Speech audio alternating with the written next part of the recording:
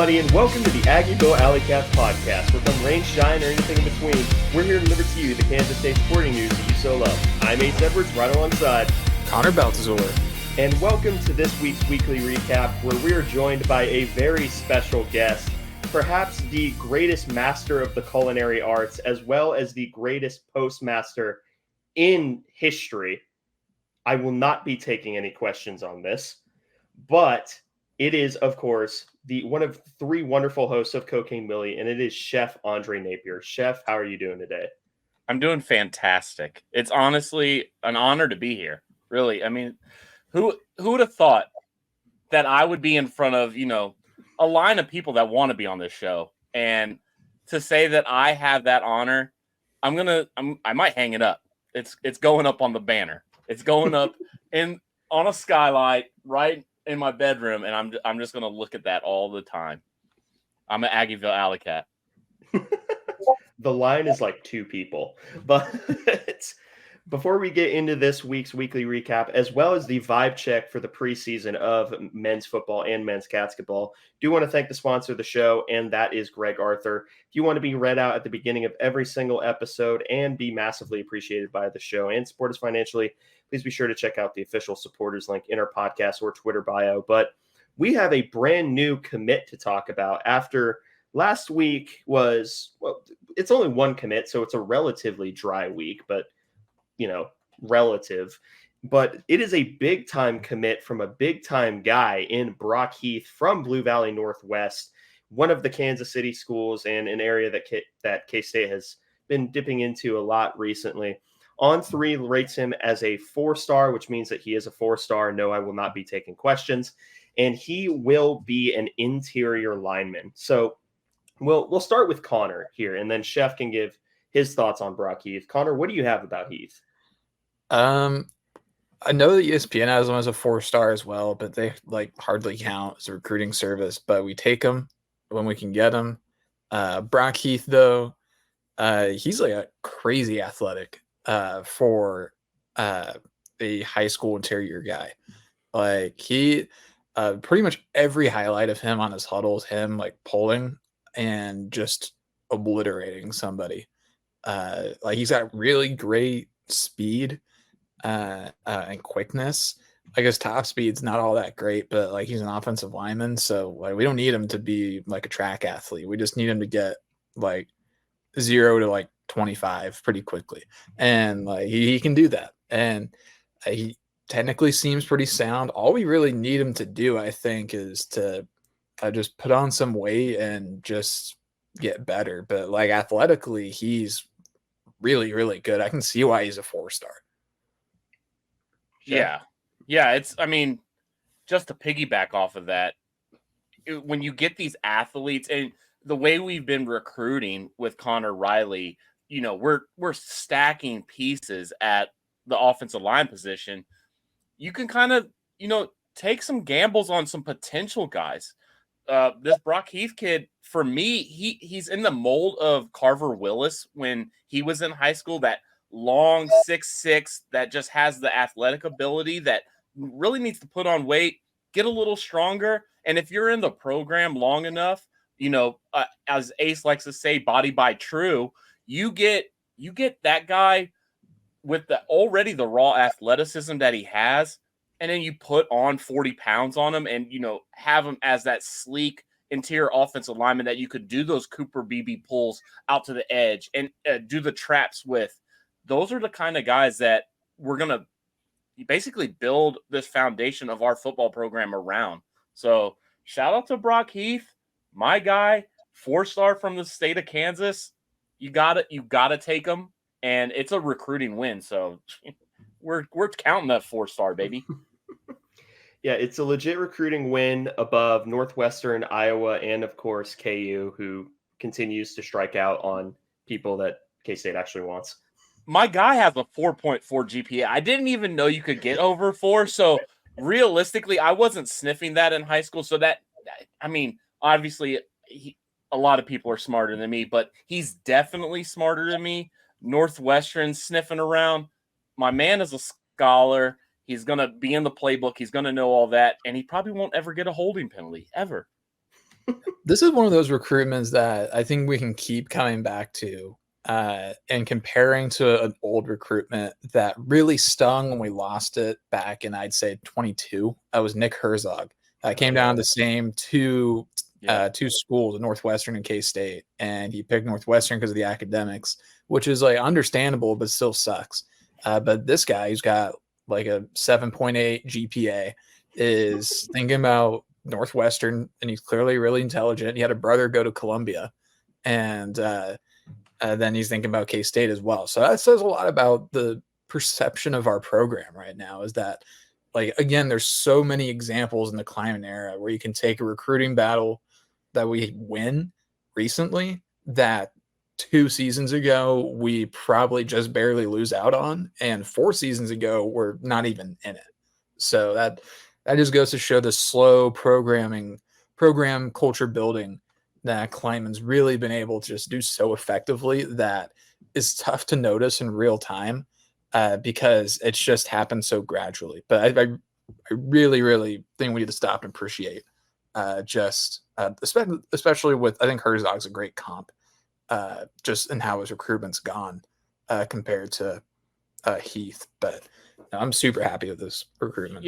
Yeah, it's one of those, like you said, we're going to look back on it, and we're going to look back on this one and look back at those past ones, and how Kleiman was saying that he wanted to put, a wall around the Kansas City, the Kansas, and, this Midwest area around, and put a wall up and keep these kids at home. And he's been 5 years on the job, and he's gone through a full cycle. And I think he's finally starting to keep these big name guys. You're not going to keep everybody in the state at home, but when you're picking and choosing the ones that you want, that's when you've reached the level of success that, Kleiman has reached. And if everything keeps going the way it is,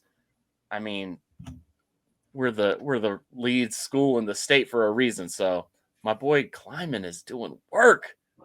Yeah, he's been doing great, just more generally on the Kansas recruiting trail, not just this year, but last year as well. I'm posthumously means he's dead. I'm after the fact claiming the Dylan Edwards recruitment as a victory out of high school.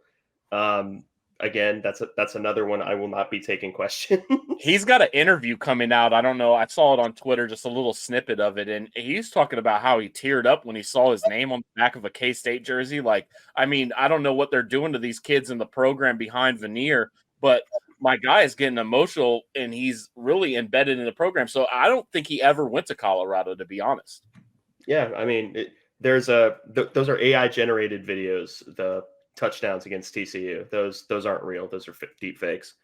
But as for what I think about Brock Heath, the number one thing that I think about him is very similar to Connor and Chef. I love the athleticism from the interior, and the number one thing that I think he would afford, and this is very much a Matt Wells thing. I don't think Connor Riley, I think he sees this as a skill set and he's like, that's fine, whatever.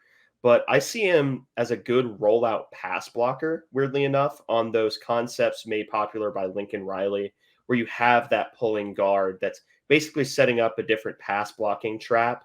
So I see him with that athleticism, and that's the big skill set I see with him, because he does have that athletic profile to block in space and be off the line quick enough to get to his landmark, specifically in pass protection. And I think he can do that in the run game as well. I just think it's a lot harder and therefore a lot more impressive to do in pass protection. But I really, really like the Brock Heath pickup. And that makes sense for like what you're saying right there on that specific play design. And I think that's a reason why he might possibly see the field early if he can get his weight up. If you remember, like Andrew Linegang being that sixth offensive lineman, and like maybe down trapping or getting out in space and being that extra push at basically the tight end position. If Brock Heath has the athleticism to get that top speed like Connor was talking about, there's no reason why he can't get on the field early. It just all depends on his weight, in my opinion. And obviously he has the smart, so he'll pick the playbook up early, but it's all about his weight. And when you're risking it all on a guy that's 255 pounds in high school, it is a flyer in my opinion, because not everybody can handle that weight. What was the one? We're just going to be dudes talking ball, bringing up old players, but there was a tackle that Asher Weiner, Whit Mitchum. Whit Mitchum.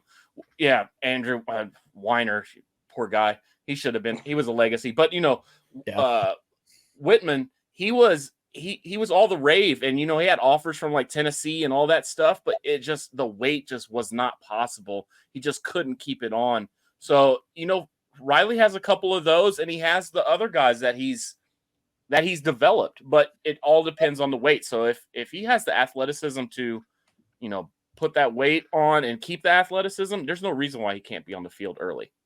Yeah, I agree. The only thing that's going to be standing in his way is the amount of great offensive line recruits that have been brought in.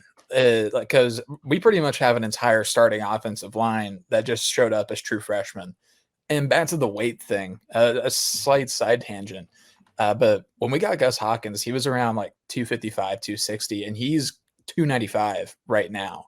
And he just got to campus. Caden Massey, similar story. He's at 300 right now. He's 6'8", 300 as a true freshman.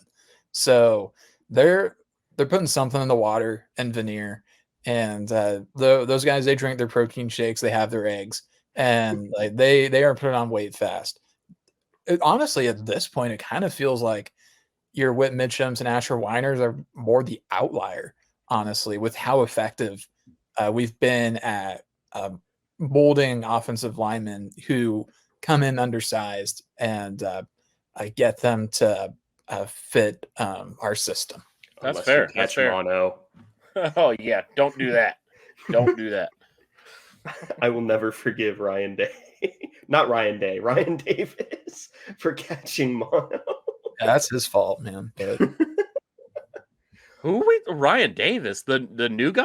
The DN? He caught mono? Last year. Who was the other guy that had mono?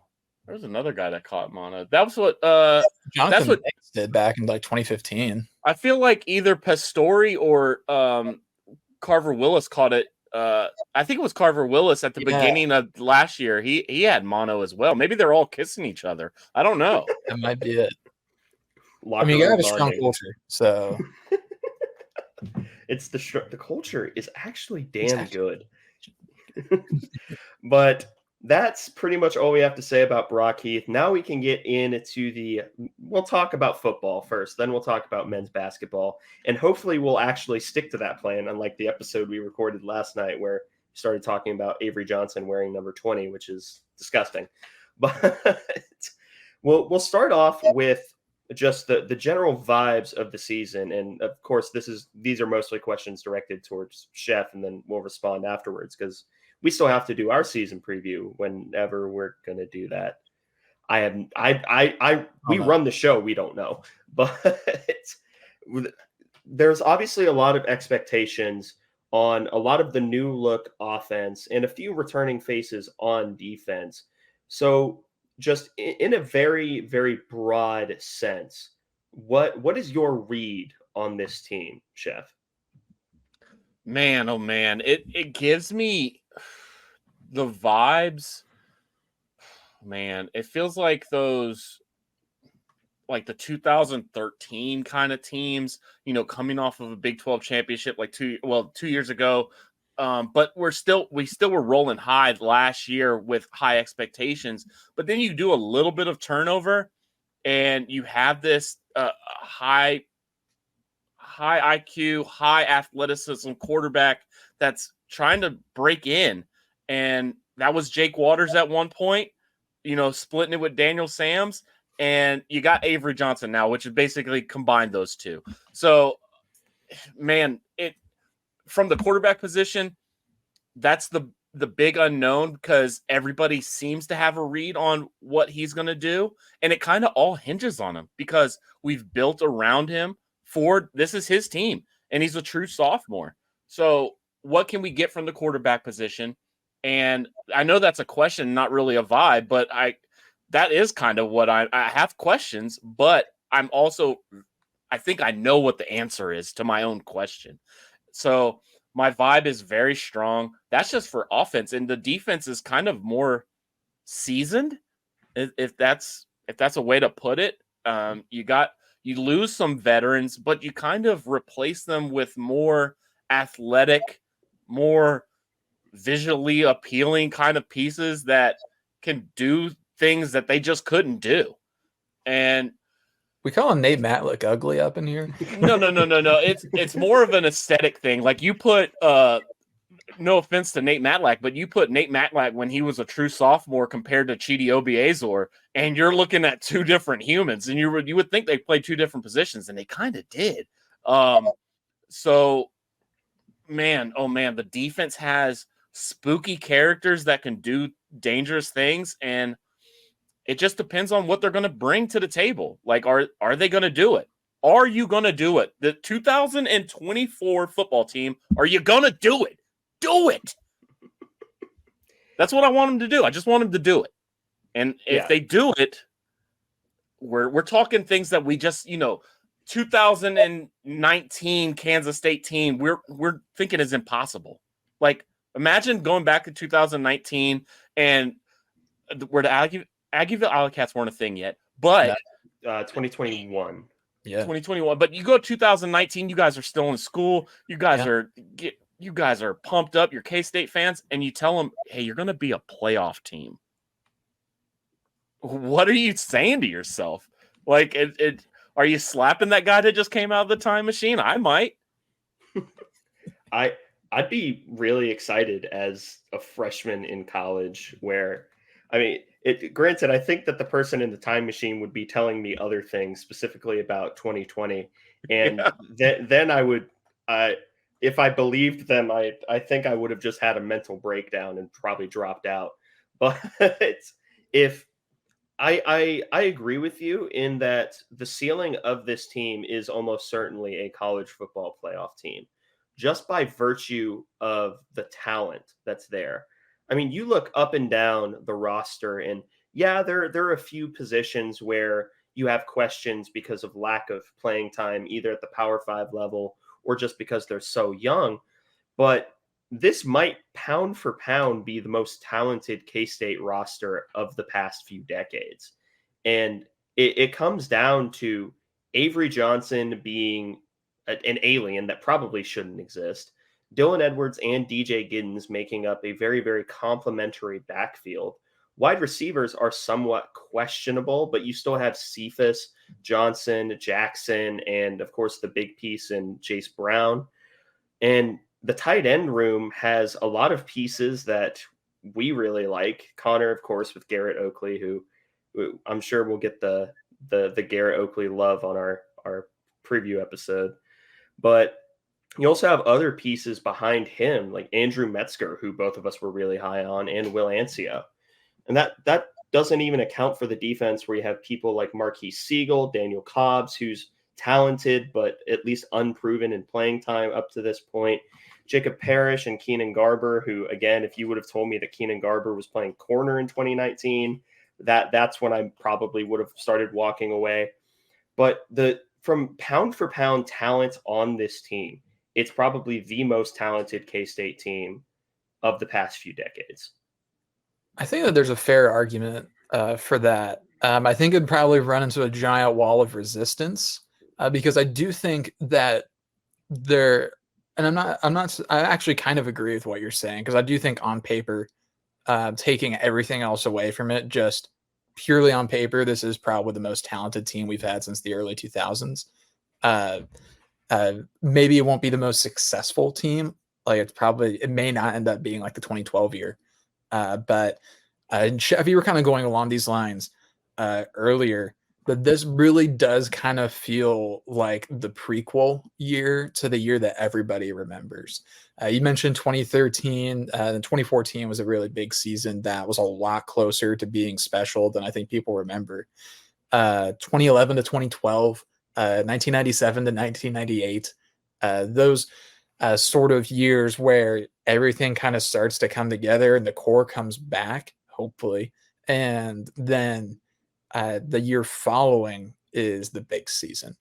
And I think that there's a real possibility that could happen. But again, if Avery is as special as we seem to think he is, which I'm trying to keep myself from like leaving orbit with Avery because I don't want to like set him up to fail in my mind because that just wouldn't be fair. But man, I really do think he has a pretty decent track at ending up being one of the most legendary K-State quarterbacks ever.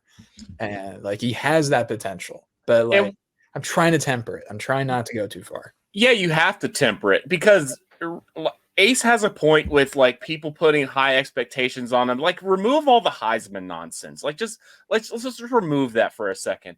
What are the real expectations of a sophomore quarterback at Kansas State?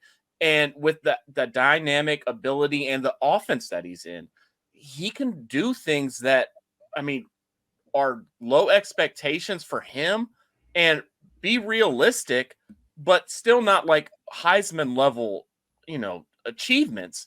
Like if he's putting up, the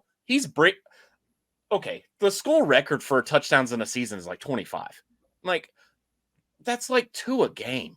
Come on now. If he's throwing 2 a game, that's breaking the all-time record at Kansas State, and we're freaking out.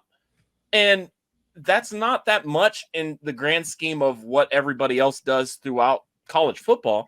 So if he's putting up numbers like a 30 touchdown season or a 35 total touchdown season and keeping his turnovers low, that's really where the expectation for me comes from, because we're going to score the ball. That's not a problem in my eye. I don't think anybody, with a brain cell that doesn't hate K-State for just hating K-State, it can see that we're going to score the ball. Now, is he going to be able to manage the game like junior Will Howard or a Colin Klein-esque kind of guy where the low turnovers? If you're low turnovers, that's where you win games as a quarterback. You're not turning the ball over and giving them opportunities, because Kleinman and Connor Riley and Matt Wells are going to put him in every opportunity to score the ball and possess the ball.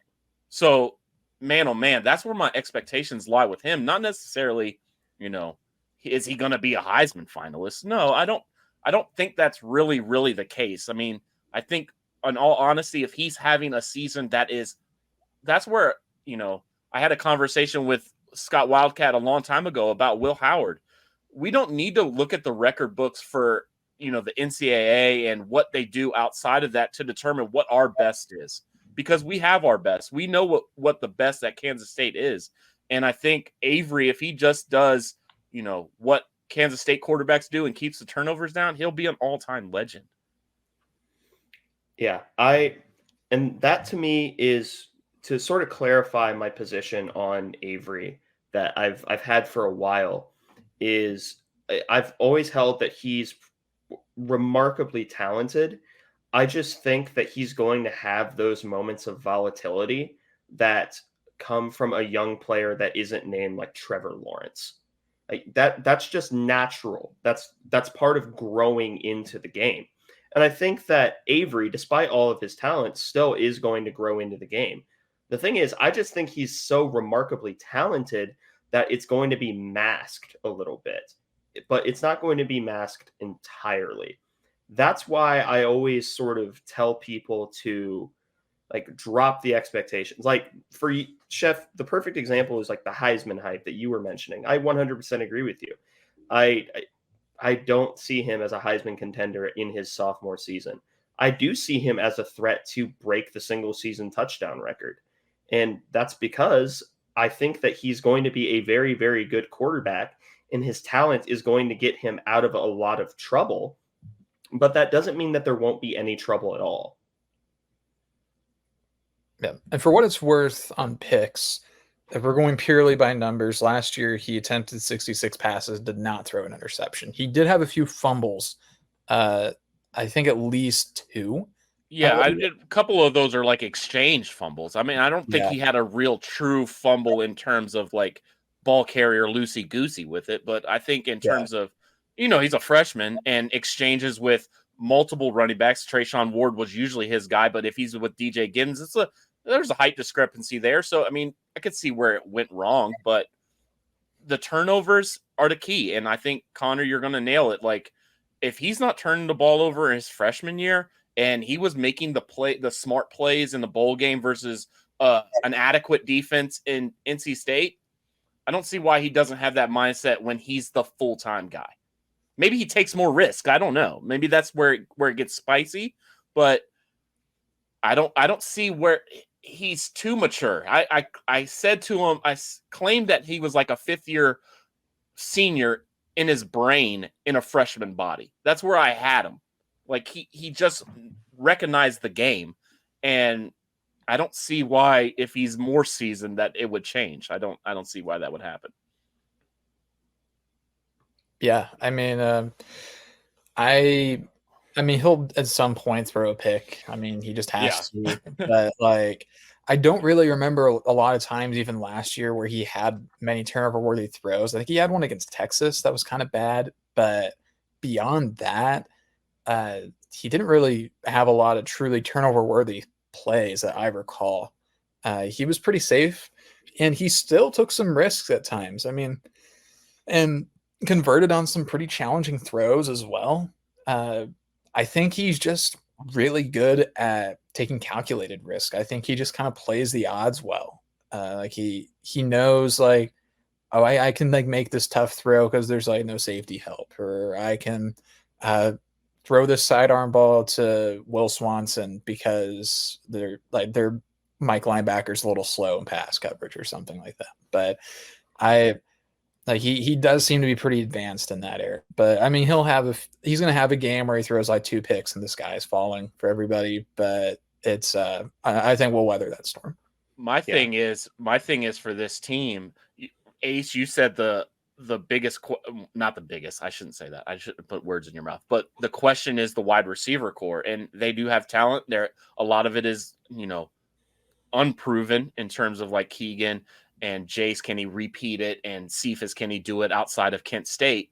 But mine is the offensive line. I think it's a Connor Riley team, but we do have question marks there. And if it is a Connor Riley offensive line, the sky, I'm putting everything on the bandwagon. I'm putting it all on there. I'm putting the furniture. I'm putting everything on there. The dog, the cat, I'm putting it all on there. But if the offensive line is a little spooky like how it was at the beginning of last year, I mean, that could be where Avery's, not downfall, but, where his, not regression either. I don't even know what you would call it, but just like his lack of production would come from is that offensive line, because I have faith in Carver Willis that he's matured and that he is ready to take over that right tackle position. Fend off past Story. Obviously the interior offensive line, if it goes chalk, I don't even know how would you describe it, because I want the best guys out there, but I also don't want to see the 5th straight season of a walk-on center. But it's gonna happen. I believe that it might happen. But if it's I don't know. I want to see Line Gang out there. I want to see them out there. But I want the best guys out there. So, Sam Hecht, I met your family one time.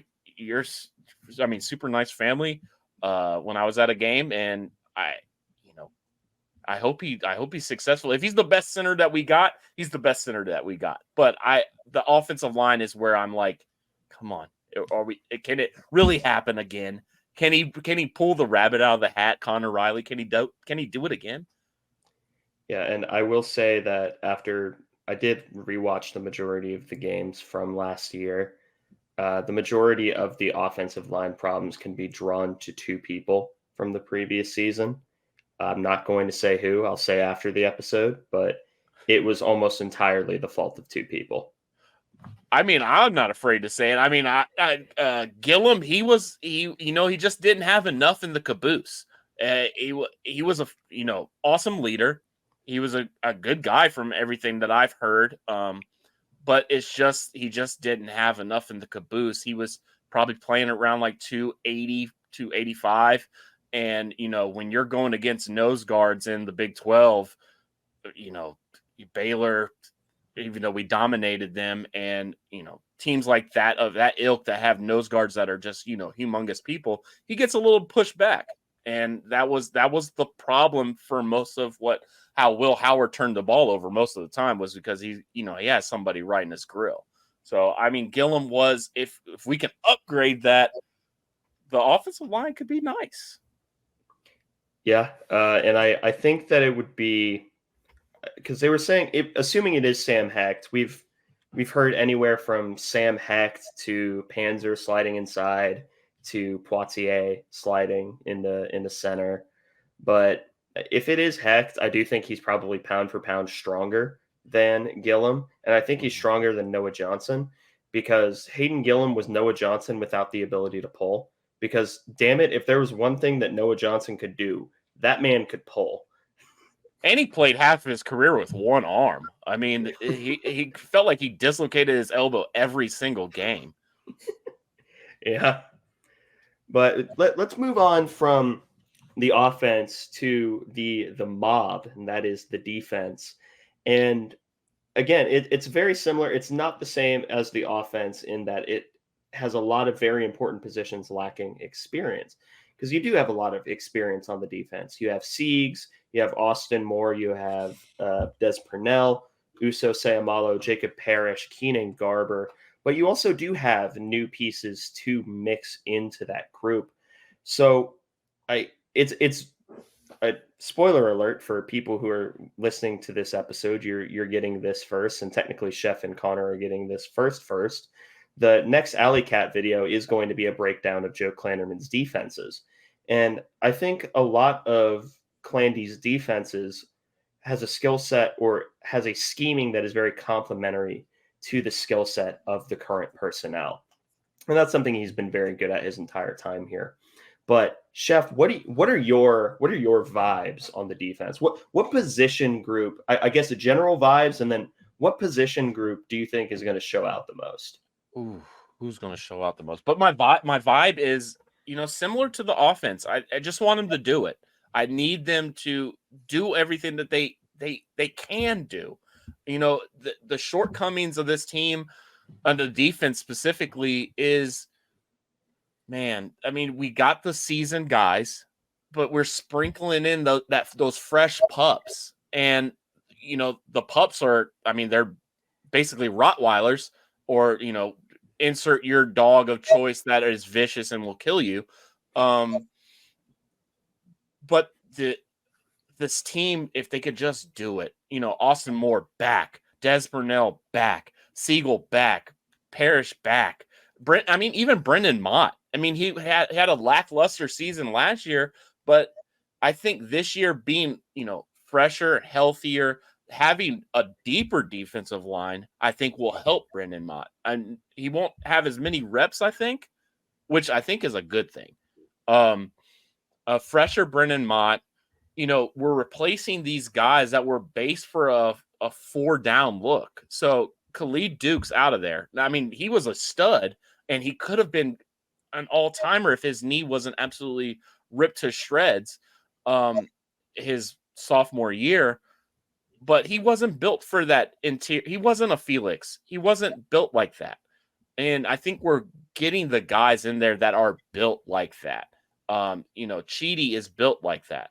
So replacing those guys, but adding the pups, the vibes are high for me, because I want them to fulfill on the prophecy that I've put on them, for real. But the unit that I think can break out, safeties have some new look face, one new look face back there, basically in the starting rotation. But VJ Payne's got all the potential in the world. The long, lanky guy that's been playing since his freshman year. And then Siegel, who, I mean, he probably could have led the country in interceptions if he caught one. And he had a couple pick sixes dropped. If the guy just does, half of what he did last year and actually catches them, the turnover rate is going to be crazy.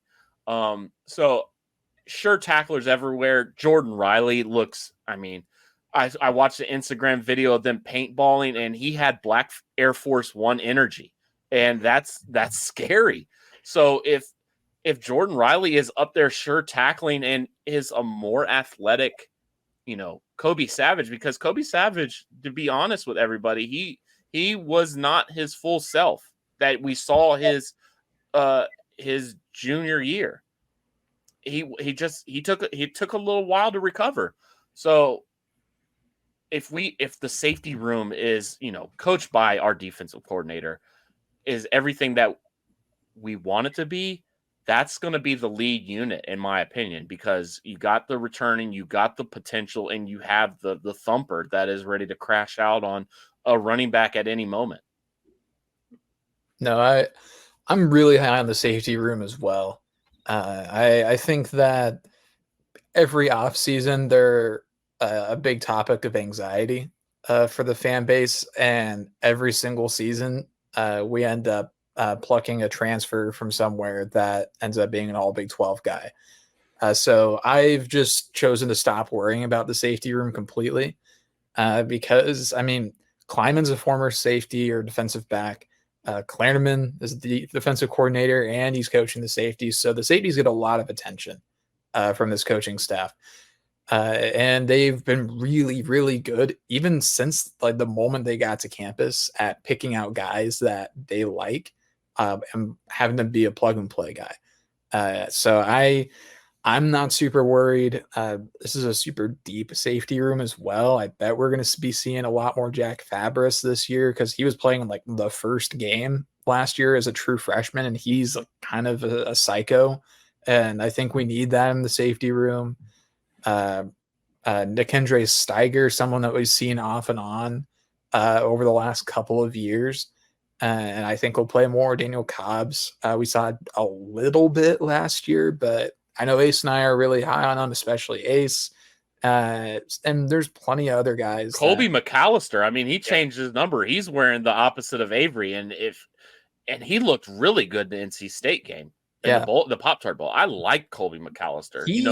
He grew a lot during the year because early in the year, he was just constantly getting bullied when he tried to tackle people. But by the end of the season, he had really kind of figured it out. And I think he's going to be really, really, really good. But the linebacker room, I think, is getting horribly underrated right now, particularly on that starting line, because Austin Moore has so much experience. Desmond Purnell might be the most underrated player on the roster, pound for pound, especially given that he's up to like 235 now. He looks scary, man. He looks absolutely insane. Like, he looks gonna be good. Yeah, he looks freakish. He looks like a bowling ball with knives on it. It's absolutely terrifying. He's so big. He's like, Josh Buell, but like 30 pounds heavier.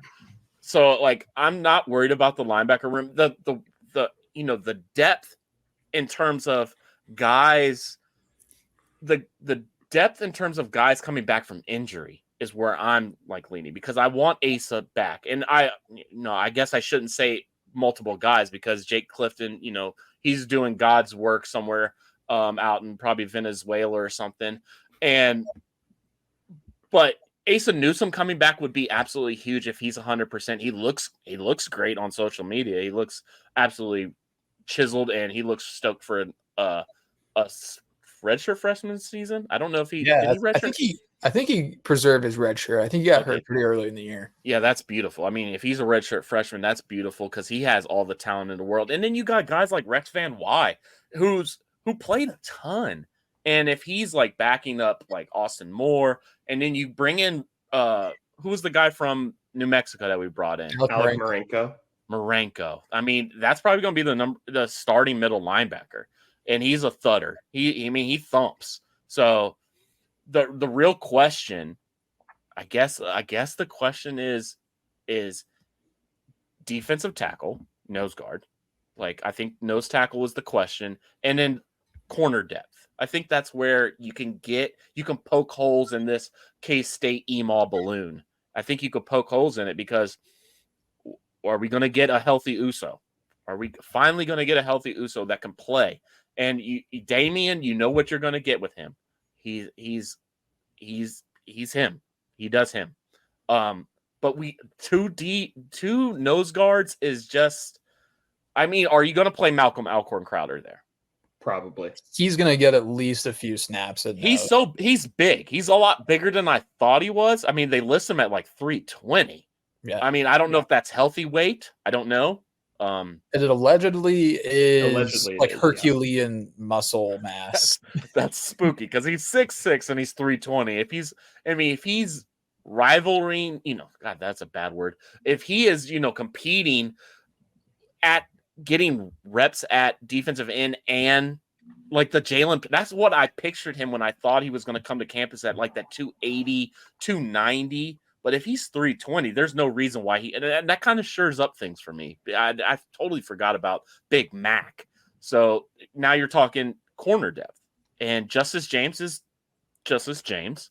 I don't really remember a lot of highlights from him other than the NC State where he almost... I remember the pose. I remember the pose. Yeah.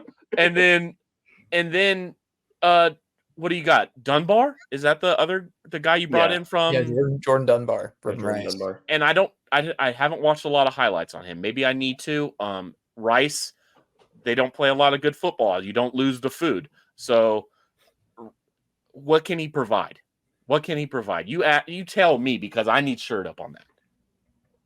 I would say that it's going to be a battle for CB4 between him, Donnie, Nigel, and Kanigel. Damn, I forgot about the young boys. There's a lot of really good young corners on this roster. Darrell Jones season boys. And Darrell Jones.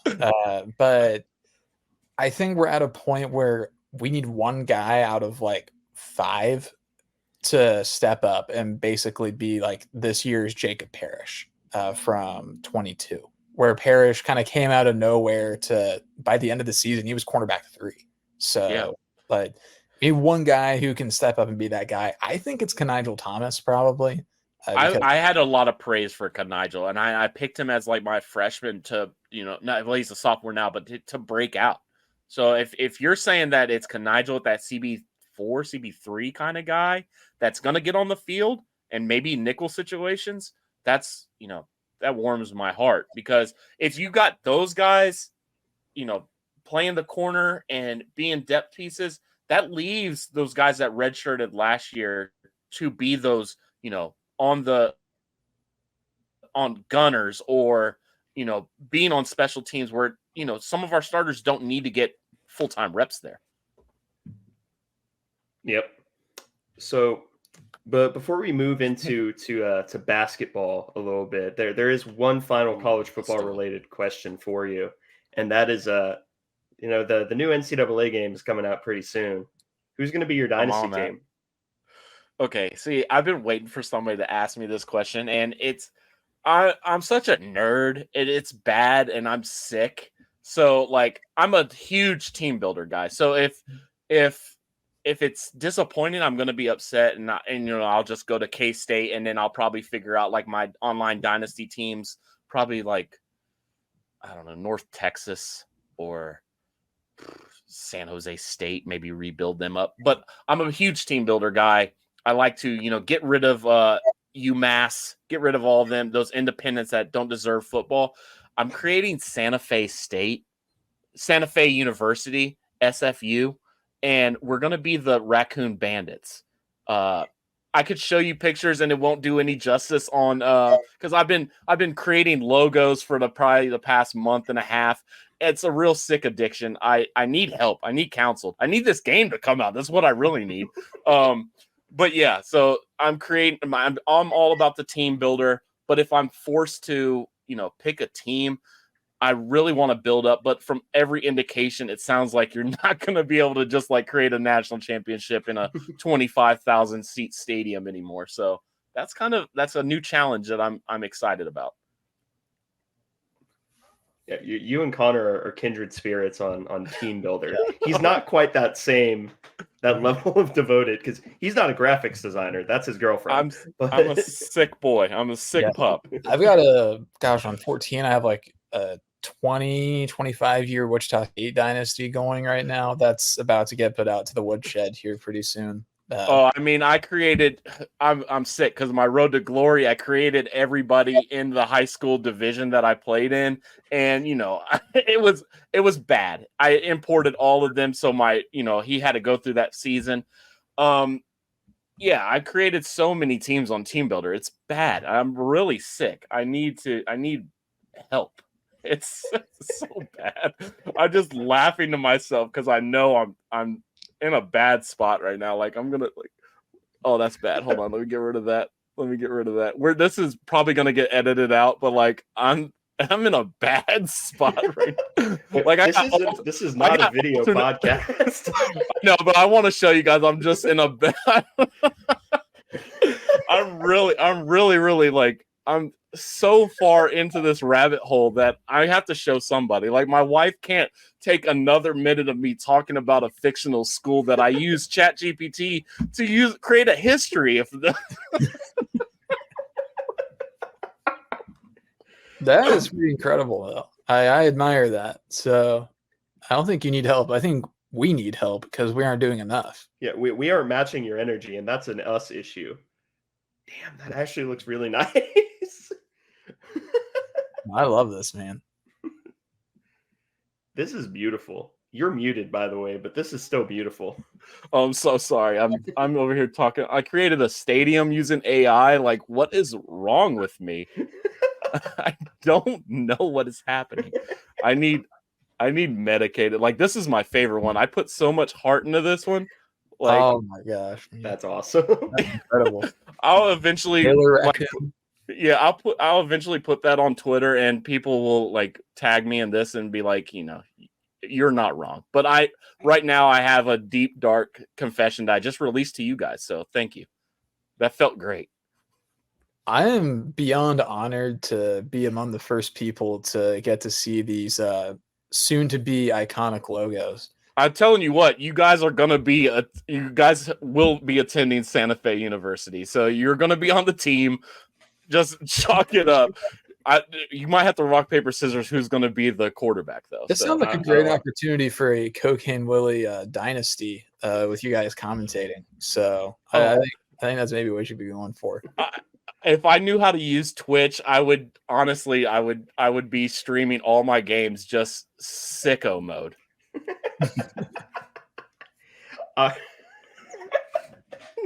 So we'll try to keep this under an hour 10, but I know that there's a lot to say for the men's basketball squad, but I'm really glad that we took that detour to Santa Fe. I'm so happy that you guys took me there. So let's get the basketball. Let's keep it. I didn't want to derail the show too bad, but honestly, that's not how I thought I would derail the show. So, yeah, bro, you have not listened all the way through to the episode from yesterday, and that's kind of the reason why Night at the Ville is it's going to be its own genre. But so obviously this last year was pretty disappointing. And I don't think Connor verbalized it quite the way that I did, but I was genuinely happy when the season was over because I didn't have to deal with it anymore. So that was sort of my takeaway from last season. And so, you're obviously after that massive disappointment, and we can go on for a myriad of reasons why it was disappointing. But after that, the offseason sort of began for basketball, and everyone was there were questions about Tang and his efficacy as a coach.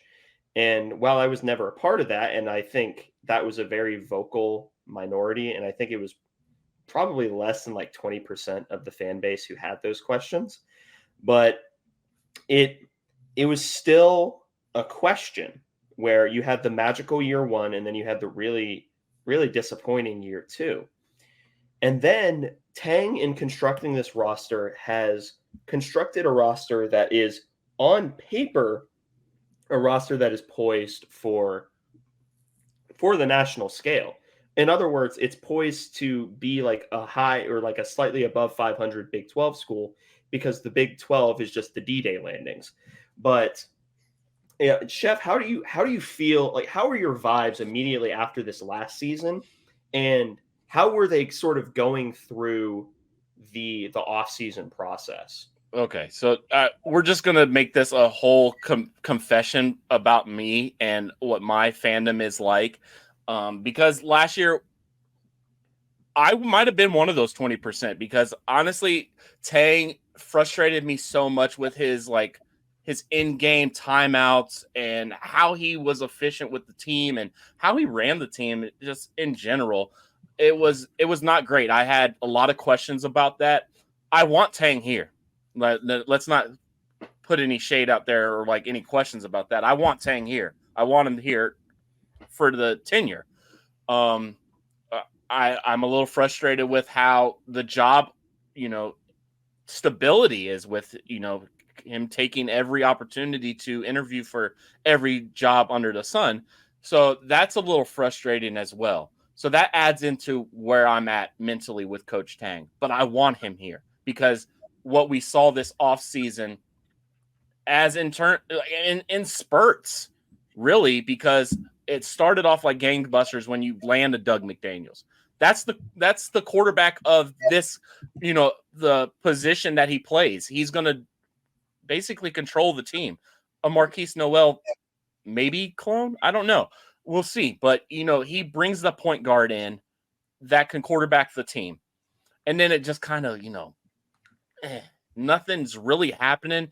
I mean, that's the world, I guess, that we live in. You kind of just, you have to live and die with the transfer portal. Unfortunately, that's what it is. And he took some swings, and that's what we want him to do. So he swung. He missed a couple times. But, when he finally got that bat through the strike zone and he made contact, he hit home runs. That's what he did. And, I'm mixing all the sports analogies all together, and I'm not afraid to say it, but he did that. Hawkins, dog. I mean, where else could we go with this? I mean, CJ Jones, I think, is slept on. That's one of those ones that you thought was like, oh, here we go. This is the team that he's building. And realistically, when he built the rest of the team, he's looking like, oh my God, that is the guy that can keep it all together. That's the glue guy. That's the energy. That's the defensive guy. So, yeah, he's a Desi kind of game with Cam Carter's body. So I don't know I guess I do know in my mind what it's going to be, but I think he hit a home run, and I lost faith. I'm not gonna act like I didn't, because I was spazzing a couple times. And I mean, you guys can shame me all you want, but I did that. It is what it is. And he's delivered. Now he has to do it on the court. And I want him to do it on the court. I think he's a good coach. He just, sometimes it was not the prettiest thing. Like, I was in the building in Cincinnati getting, absolutely verbally abused by, 30-something-year-olds in the upper deck of that Cincinnati arena. And they're vile, nasty people. And I'm not afraid to say that about my fellow Ohioan, but they're just gross. So I wanted him to win that game so bad, and it was a dagger for that season. And we lit a candle for the funeral that season.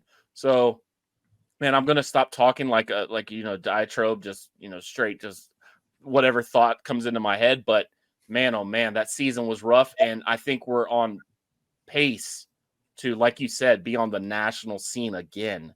An Elite Eight run would be absolutely massive. It would be freaking massive again.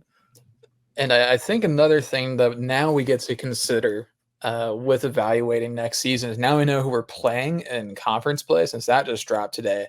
And the home slate is going to be absolutely fantastic. It's going to be fun, dude. Iowa State at home and away, KU home and away. Then you get Arizona, Houston, Tech, West Virginia. All those are home only. That is an incredible home slate there. That's like 5 big Monday quality games. And it's a blessed draw because it's not away. Yeah. Right. The away one is like very manageable. I mean, Baylor, spooky season. I mean, that is going to be absolutely terrifying. But I mean, other than that, you've got BYU was kind of scary last year, but who knows what their team is going to even look like? I don't know. are they going to field a team? I haven't seen anything about them. They lost all their talent. So if BYU, if we can pull, because UCF is kind of scary too. They got some dogs over there. But I'm not afraid of that true road schedule. It's setting up for Tang, because it like I said, I've sent in a couple DMs, and I shouldn't be releasing this up, but this is his prove it year. Like, he has to get it done, because what can he bring to the slate next year if he doesn't get it done this year? And by getting it done, that's in the eye of the beholder. But, in terms for me, he's obviously has to make the tournament. That is not even a question. Yeah, that's a non-negotiable. Non-negotiable. He has to make the tournament. I would like to see, obviously, upper half of the Big 12. I would like to see that. I think this team has the talent to do that. There's a lot of teams in there, obviously, but can you finish top 8? Can you finish top 6?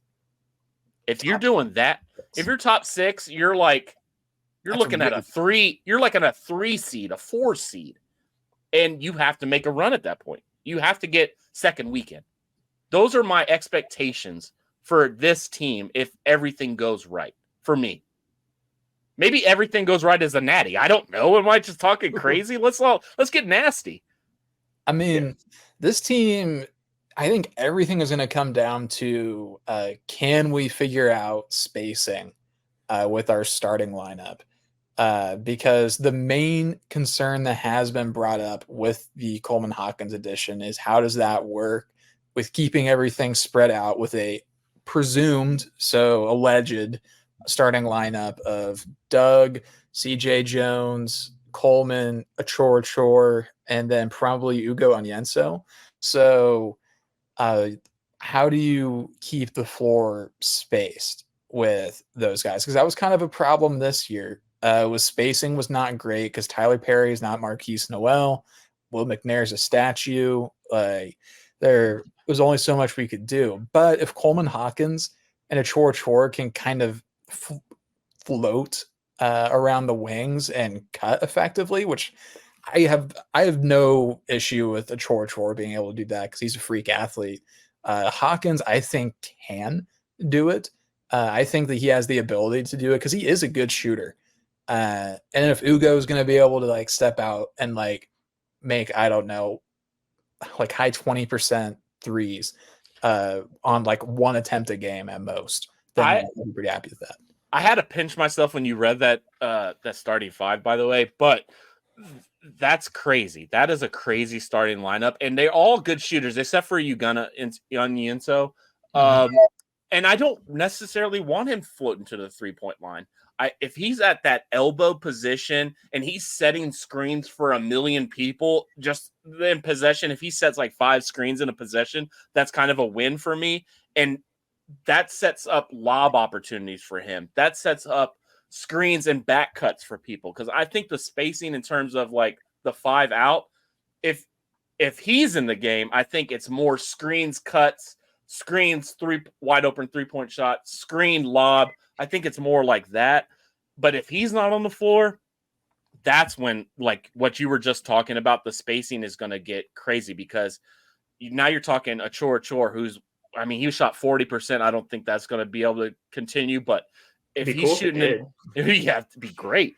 That'd be insane. If he's low 30s, set him at the 3-point position. Coleman Hawkins, he had a breakout season. If he's shooting in the mid 30s, and then you got a bevy of 3-point shooters everywhere with, dribble drive, almost every position. That's crazy to me. That is what Tang has been talking about forever. So I don't think a lot of teams can deal with that. Now, defensively, I don't know how we're going to do it defensively, because we're going to be big. We're going to be really big. I don't know how we're going to defend smaller teams. And I think listening to every Coleman Hawkins interview that I could find, he wants to isolate, and he wants to post up, and he wants every mouse in the house switch that happens. He wants the ball and he wants to score. That's what, from what I'm gathering from him. And if he can do that, we're nightmare fuel for teams that have to match up with us because they can't. He needs to prove that he can score on his own, I think, is the big thing. I think he needs to be really motivated to do that. We need to make sure he's not too motivated to do that. But yeah, no more green light from Tang. I mean, that was another failure on Tang's part, giving Cam Carter the green light. And I said that so many times on my podcast, The Cocaine Willie, that giving him the green light was an absolute crazy thing to do. I mean, you shouldn't give anybody in college a green light. It's just not the game. You just can't just go out there and you just score. You just do that. And I don't think that's a strategy that anybody should have. Yeah, it Michael takes Beasley's not walking rare. through the door, so he's not like that. But defensively, though, you mentioned defense. This starting lineup, I think, is oddly tailored to run a lot of zone. I think having a Chor and Coleman Hawkins, one of those two is going to be up guarding the wing, probably Hawkins, unless we run like a 2-3 and we're insane. But that's what I said. I said, are we going to run a zone and just like a straight Syracuse zone and just absolutely be crazy length? But I don't. Who runs that anymore? I don't know. I don't even know. Women. Oh God. The Baylor men used to run zone all the time. They did, but I think it was more like a 3-2. Yeah, so like that may end up being what we see. On Yenso, he is a pretty much elite rim protector. He was averaging like 3 blocks a game. So regardless of what defense we're running, we're going to be able to count on him to hold down the fort there in the paint. And then we're going to have to figure out the in-betweens, because I think Doug can be competent as the point guard defender. CJ Jones, I think he'll probably be fine. Chor and Coleman Hawkins will have to figure that out. But I think that there's going to be some defensive growing pains, but I think that we have the personnel. I think this is kind of really setting up to be a souped up version of Tang's first team, where we kind of just go and try to outscore everybody. Like every game's just going to be that like road game against Texas, like 114 to like 101 or whatever. My thing with the defensive, like how you brought up Onyenso's block and how we're going to rely on that. My thing is I get a little worried about that because Jarrell Colbert could block every shot that he wanted to. The problem is that he has to foul on the way to doing that. And I'm worried that if we rely on a guy that is just a premier shot blocker to like anchor the defense in the back, that we're going to foul him out. And I'm the guy that loves fouling. Foul as much as you want. Give me all the fouls. As long as you're deep enough at those positions to back him up that he doesn't have to be on the court. But if he's playing 27 minutes and he's fouling out every game because he wants to block every shot, I don't know if that's going to be a successful defense. Maybe not. But we do have David Gasson coming off the bench as well. And he'll be able to play the 5 as well. So, and we'll be able to rotate around a little bit. And he doesn't have to block everything he sees. I imagine a Chor will get his share, but the defense is definitely going to be a question mark going into this year because we've seen Tang just have an offensively focused team, and last year we saw him have a defensively focused team. And so I think we're swinging hard back to offense with all these shooters that he's bringing in, like Brendan Hassan, who's kind of getting swept under the rug a little bit, I think. But that's the kind of guy that I think K-State has needed for a really, really, really, really long time that we just have never had, really. With like the only exception is like a sharpshooter being Ish in the second half of Tang's first year. Yeah. My thing is, we're deep too. I mean, Max Jones getting slept on. I mean, what is his role going to be? Is he going to be the minute burner? And then you got David Castillo, because he realistically he's the only other point guard on the team. And are we going to rely on him? Because I don't want, as much as I love watching Tyler Perry and Marquise Noel both play average 42 minutes in a game that's only 40 minutes. I don't want to see Doug McDaniels have to do that just for his health. I don't want to see him have to run forever and run a heptathlon every game. Yeah. And I think the big thing with me and this team is that years 1 and 2, there were a lot more misses on the recruiting trail for Tang. This team is the first one that he's really constructed where it seems like he's gotten either his first choice or his second choice. Obviously, you missed out on a few in Cliff and Battle, but you miss on both of those. But everyone else, it seems like Tang got his first choice of who he wanted. And that's the first season that Tang has been here where that's basically the entire roster. Because last year, the only two people that you could really say he got his first choice with was Tyler Perry and maybe Arthur Kaluma, depending on how you interpret that entire situation. People forget that well, first off, Alabama offered one guy a house, and that's why we lost him. But yeah, that's sort of where the majority of my optimism comes from, is because I trust Tang as an evaluator of talent and as someone who definitively knows what he wants on his team. And this is the first roster that he's constructed that's fully his, and well, except for Taj, that's fully his -1. And also he got his first choice for the majority. Yeah, I mean, that's a very good point. I never really even thought about that. That's kind of crazy because Tyler Perry wasn't his first choice. I mean, let's be honest. And Tyler Perry could have been absolutely incredible if he didn't have to play all of the point guard position. I think people berate him so hard, but he carried us in a lot of games. Absolutely carried us in a lot of games. So will Doug McDaniels be able to do? And I always harken back to like the statistics. Can they fill those roles? I mean, obviously Marquise Noel was an All-American. Was Tyler Perry ever going to be able to do that? Probably not. But can Doug McDaniels give me 3/4 of that? I mean, if he's giving me a 3/4 of an All-American, I think this team has incredible potential, and I'm gonna have my eyes glued to it, no doubt. I'm gonna be glued to every game, and I'm expecting. I got high expectations. So, can they deliver? I think Tang can, and will it be another? Will he be here for another year after another successful season? I don't even want to know what the roller coaster of the offseason is going to be in terms of coaching carousel if he has another incredible run. I don't even want to think about it right now, but it could be. I'm not going to think about it. Let's just scratch that. Delete that.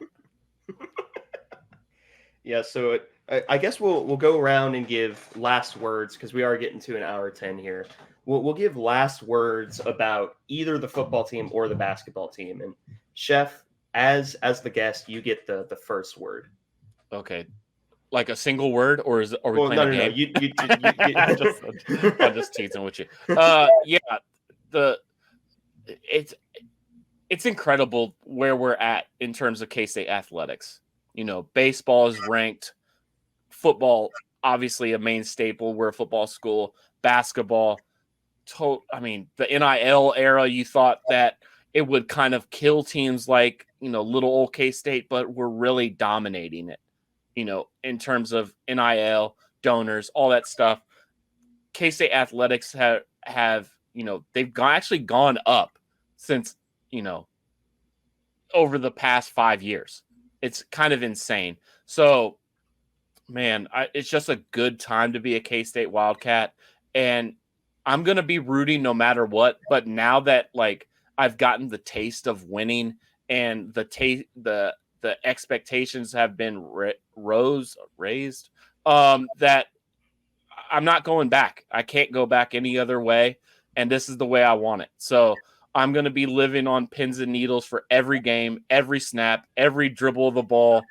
every sport is, it's high expectations. It's boom or bust. I think this is we've got the window. Can we get a natty at K-State somehow, some way? It would be fun to be able to do it. So this is a good era to be living in. Connor? Yeah, I kind of agree. Yeah, the expectations are raised, and I think the NIL point is a good one. I am really hopeful for this season. Football, I am trying to temper myself from going too crazy, but it really does feel like the Big 12 is open this year. And I think that we have a genuine shot, even though EA doesn't like our offense and defense. I know that it's not. I know that's not how that works, but it's anything we can get from for motivation. I picked a great time to get back to Manhattan because there's just going to be something going on constantly once the fall starts, and I am super, super excited to get out to all the football games. I want to get out to volleyball matches as well. I want to men's and women's basketball, baseball in the spring is going to be interesting, if nothing else. There's a lot to be really excited about right now in K-State basketball and K-State sports in general. It just feels like the windows of competitiveness. It feels like we keep saying, hey, this is the year where we have the great roster, but we keep extending it a little bit more and a little bit more and a little bit more. And so this year there's a lot of high expectations like last year, but we really need to convert on them this year. Yeah. Sort of piggybacking off of that point, you mentioned that for the past few years, it's been, this could be the team. This could be the team. And I think the reason why is because pretty much every single year, K-State has gotten better across nearly every sport except for one. But then, and I think there's a lot of truth to that. And it makes for a really, really exciting athletic year. But that's pretty much all we have. Chef, go ahead and plug everything that you're involved in, including the Great Cocaine Willie show. Maybe even get an ad in for the U.S. Postal Service. Oh, yeah. I mean, I'll do that first. Oh, it's a hot summer. Global warming's real. So, take care of your mail carrier. Give them a bottle of water. Say hi to them. Most mail carriers are really, really nice. Yeah, always take care of your mail carrier. In terms of what I've got going on, Cocaine Willie, follow us on all the socials. If you're still listening to this, my God, I hope you're subscribed to what I'm doing because I put you through a journey. But subscribe to me. I'm at Chef Andre Napier on Twitter. That's usually where you'll find me. I'm lurking on Instagram, but I'm not really doing anything. Cocaine Willie's got, we've got some exciting things going on. We're going to be doing live retro K-State games that we're going to do watch-alongs with. I hope everybody and their mother can join and watch us react to those games and, bring back the memories, the nostalgia. We want to do it.